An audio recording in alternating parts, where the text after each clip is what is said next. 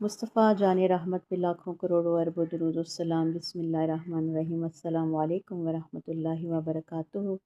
मेरी प्यारी बहनों, भाइयों, बुज़ुर्गों, अल्लाह ताला का शुक्र है कि वो हमें कुरान के नूर में आगे बढ़ा रहा है। आइए आज खुशूए कल्ब के साथ सूरह बकरा आयत नंबर 170 को समझते हैं। तर्जमा। और जब उनसे कहा जाता है कि अल्लाह की नाजिल करदा दीन की पैरवी करो, तो कहते हैं नहीं, हम तो इसकी पैरवी नहीं करेंगे जिस पर हमने अपने बाप दादा को पाया। क्या अगरचे इनके बाप दादा ना कुछ समझते थे और ना हदायत पर थे, तब भी। तफसीर। इस आयत में अल्लाह ताला एक बहुत बड़ी दिल की बीमारी को बयान फरमा रहे हैं, अंधी तकलीद।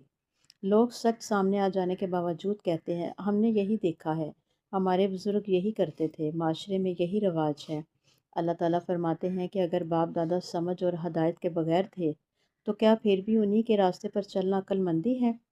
यह आयत हमें सिखाती है कि हक़ की पहचान दलील से होती है, नसब से नहीं। दीन कुरान और सुन्नत से लिया जाता है, रस्म और रिवाज से नहीं। अमली सबक। दीन में असल मयार अल्लाह का हुक्म है। हर रिवाज दुरुस्त नहीं, चाहे कितना ही पुराना क्यों ना हो। हक़ सामने आ जाए तो झुक जाना ईमान है। हदीस मुबारक। रसूल करीम सल्लल्लाहु अलैहि वसल्लम ने फरमाया कि खालिक की नाफरमानी में किसी मखलूक की अतात नहीं की जा सकती।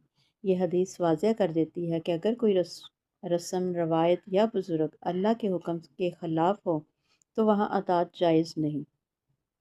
दुआ है रब करीम से अल्लाह हमें हक़ को हक़ समझ कर कबूल करने वाला बना और बातिल को बातिल समझ कर छोड़ने की तौफीक दे और हमें अंधी तकलीफ से बचा और हमें कुरान और सुन्नत का सच्चा पैरोकार बना। आमीन या रब्बुल आलमीन।